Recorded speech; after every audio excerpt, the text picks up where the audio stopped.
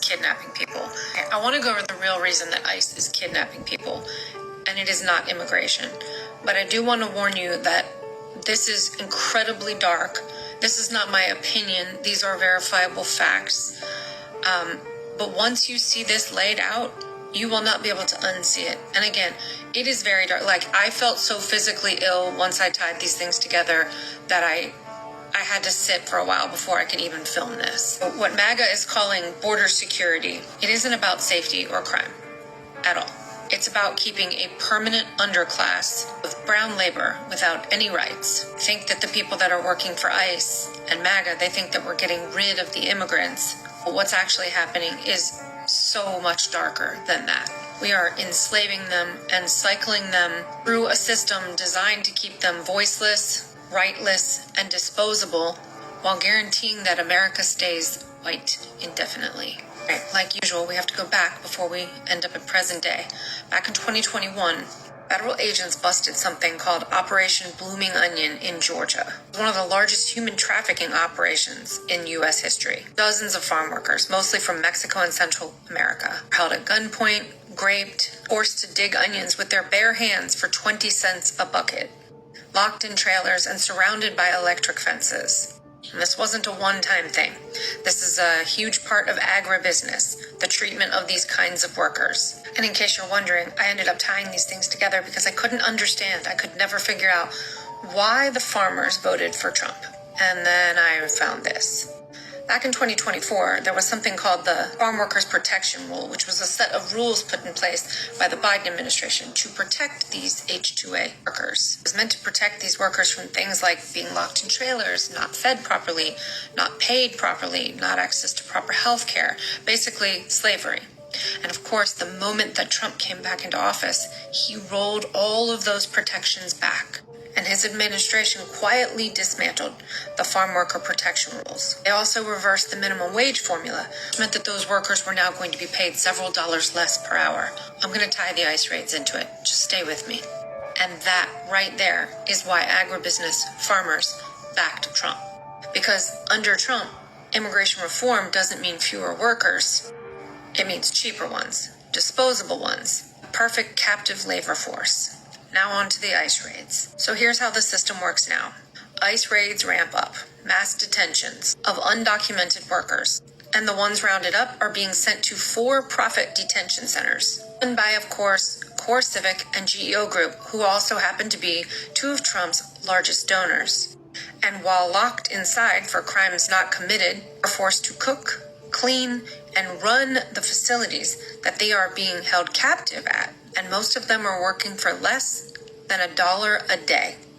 No criminal conviction, no due process, just pure profit for CoreCivic and GEO Group. Also happens to be a direct violation of the 13th Amendment, which only allows forced labor inside of prisons for people who have been convicted of crimes.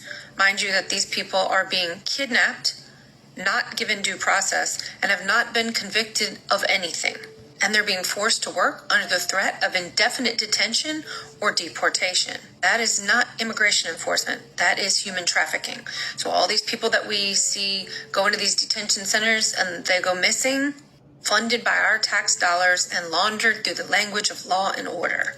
And eventually, after they're processed and deported, those workers are replaced by a whole new batch of H-2A workers, the program that Trump rolled back all the restrictions on, which has exploded to record high of 370,000 visas issued this year under the Trump administration. And these new workers, unlike immigrants who can leave if they feel that they're not being treated fairly, these new workers coming in on this H-2A program, they can't report abuse, their passports are seized, they live in filthy conditions and can be deported immediately if they were to speak out to anybody like the press. It's legal servitude. And thanks to Trump's rollback of wages and safety precautions, farmers are now incentivized to use more and more H-2A labor, which pretty much guarantees that these farmers will never have to hire or pay a laborer what they're worth ever again. So now when we're asking ourselves, why did these farmers back Trump? There's your answer. He didn't just promise them border security. He handed them state-sponsored slave labor with full and absolute legal cover. Guys, this is exactly what eugenics looks like in the 21st century. Not sterilization clinics or immigration quotas, it's economic control. A system that decides who gets to live freely and who gets to labor for life. To tie it all together, that means that people who are walking down the street get racially profiled for being brown, and they get kidnapped, then detained in a for-profit prison center, and the more people that they're able to grab, the bigger the government contract that Trump gives to his buddies' private prisons. Then, after keeping them, mind you, they're getting paid about $150 per day from the federal government, our tax dollars, for each person they detain. They're only paying the detainees $1 a day for forced labor, which is against the 13th Amendment because they haven't been convicted of anything.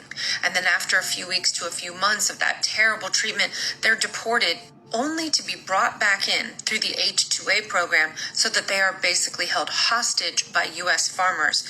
And let me not miss the forest for the trees here. People that are coming here as hostages to work in forced labor camps, they're not settling in America. They're not having families. They're not having babies, aka they're not increasing their population numbers inside of the United States. This isn't even about immigration anymore. We are now in the business of state-sponsored human trafficking. I want to go over the real reason that ICE